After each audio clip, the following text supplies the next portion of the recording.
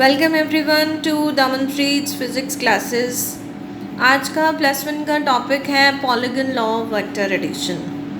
अभी तक हमने करा कि दो वेक्टर्स को हम सिंपल ट्राइंगल लॉ या पैरेललोग्राम लॉ से कैसे ऐड कर सकते हैं। जब भी दो vectors one after the another हो तो ट्राइंगल लॉ लगता है। जब दो वेक्टर्स साइमल्टेनियसली एक्ट कर रहे हो किसी पॉइंट पे we follow parallelogram law. Now अब अगर हमारे पास दो से ज़्यादा वेक्टर्स हो, व्हाट विल वी डू?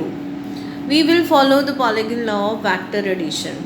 फिलहाल in the syllabus we just have a statement, no proofs are needed in case of polygon law as we have done in the triangle and the parallelogram law.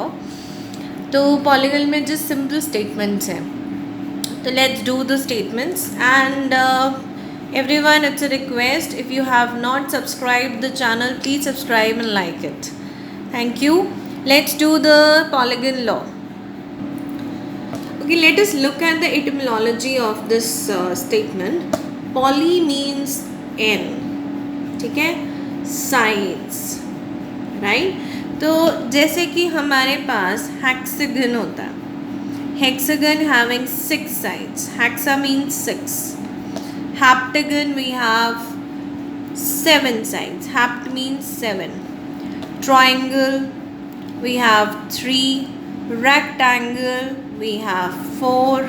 Pentagon we have 5. Right? So जब हमारे पास more than these 10 से ज़्यादा हो या जो भी है 10 तक हम उनको नाम देते हैं डेकेगन, अनडेक, डोडेकेक, तो ये नाम आ जाते हैं। जब बहुत सारी साइड्स हो तो we call it as polygon, poly, ठीक है। Poly means N.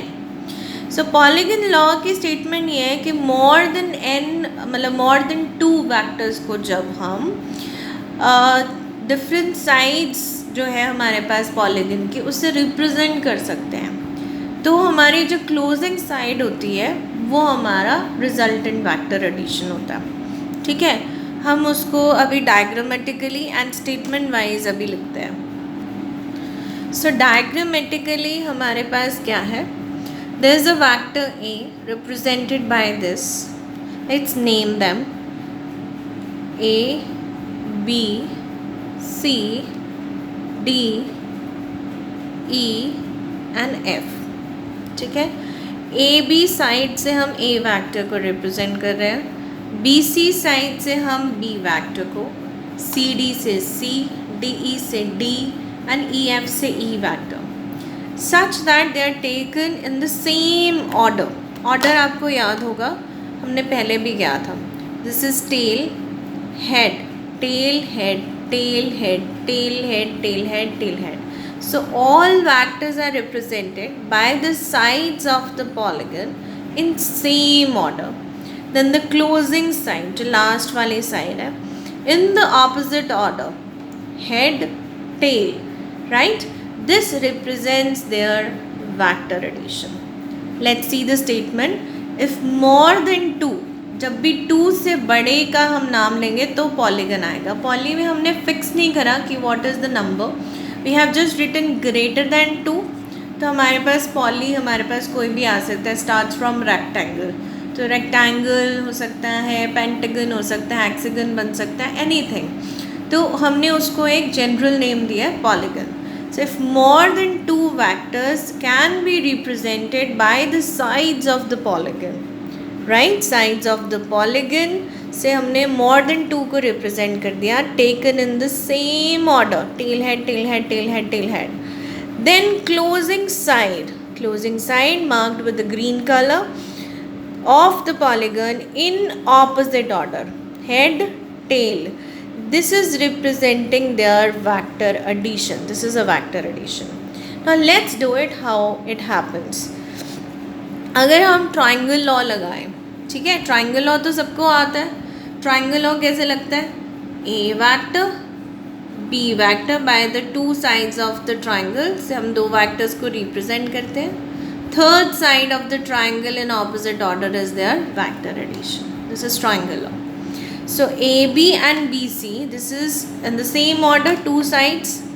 So हम इस पे triangle law लगाया, और ये हमारे पास बन गया ए वैक्टर प्लस बी वैक्टर। ठीक है, नाउ हम इस पे अब फिर से एक ट्राइंगल लॉ लगाएंगे, this and this, A C and C D, तो दोनों सेम ऑर्डर पे है, तो ए डी जो हमारे पास बनेगा, this will be the addition of A C vector and the CD vector। ठीक है, तो this becomes A plus B, ये वाला, plus C vector।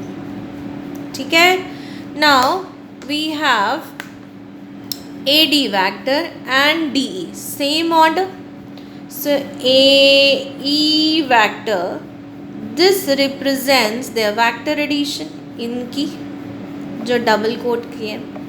ठीक है, तो what is A E vector, A vector plus B vector plus C vector plus D vector, यहाँ तक आ गया। Now A E vector and F E vector, ठीक है, they are in the same order, so this R represents their vector addition. So what is R now? ठीक है, तो R क्या हो जाएगा, A B C D vector plus E vector.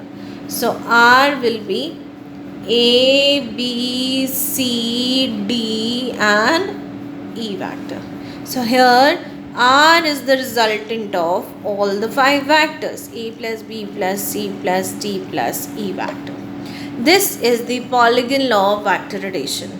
So अगर कभी angle use करना पड़े by the within the two vectors, तो ये ऐसे है, extend the first one and this, अब इसको करेंगे ये थीटा, इसको करेंगे this one is थीटा, इसको करेंगे हमारे पास ये हमारे पास एंगल आ जाएगा थीटा। ठीक है, और इसका हमारे पास A के साथ जो भी एंगल है एल्फा, R का A के साथ। ठीक है, सो ये इसकी डायरेक्शन, वैसे तो आपके सिलेबस में इतना डिटेल में नहीं है, दिस इज़ इट। हमारे पास स्टेटमेंट आती है, डायग्राम आते हैं, and how do you prove through the triangle law. ठीक है, बट एनी हाउ अगर एक कॉन्सेप्ट आ जाता है कि what is the angle between the two vectors, then you can use theta like this, और आर वैक्टर की डायरेक्शन किससे रिप्रेजेंट होगी, बाय द एल्फा और विद द ए वैक्टर। ठीक है, this is all we have for polygon law of vector addition. Thank you so much for watching Damanpreet's physics classes, and keep watching, and please subscribe the channel if you have not done it so far. Thank you so much.